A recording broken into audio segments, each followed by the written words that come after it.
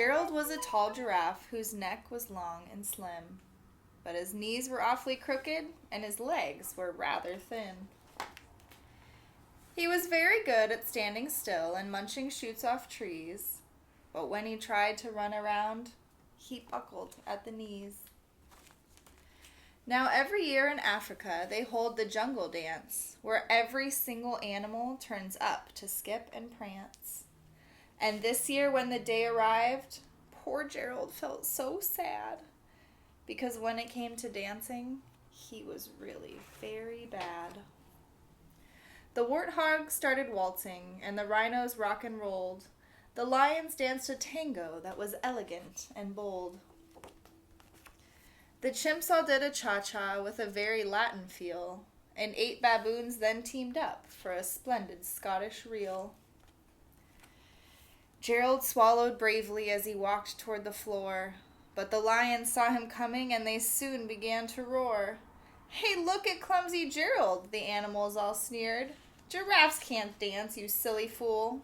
"Oh, Gerald, you're so weird." Gerald simply froze up. He was rooted to the spot. "They're right," he thought. "I'm useless. Oh, I feel like such a clot." So he crept off from the dance floor and he started walking home. He'd never felt so sad before, so sad and so alone. Then he found a little clearing and he looked up at the sky. "The moon can be so beautiful," he whispered with a sigh.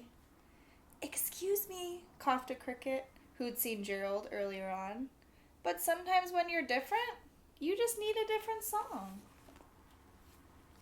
Listen to the swaying grass and listen to the trees. To me, the sweetest music is those branches in the breeze. So imagine that the lovely moon is playing just for you.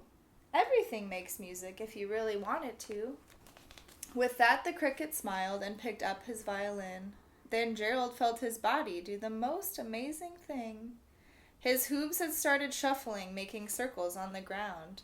His neck was gently swaying, and his tail was swishing round. He threw his legs out sideways, and he swung them everywhere. Then he did a backward somersault and leapt up in the air. Gerald felt so wonderful, his mouth was open wide. "I am dancing, yes, I'm dancing, I am dancing," Gerald cried. Then one by one each animal who'd been there at the dance arrived while Gerald boogied on and watched him quite entranced. They shouted, "It's a miracle! We must be in a dream! Gerald's the best dancer that we've ever seen." "How'd you learn to dance like that? Please, Gerald, tell us how." But Gerald simply twirled around and finished with a bow. Then he raised his head and looked up at the moon and stars above. "We all can dance," he said, "when we find music that we love." The end.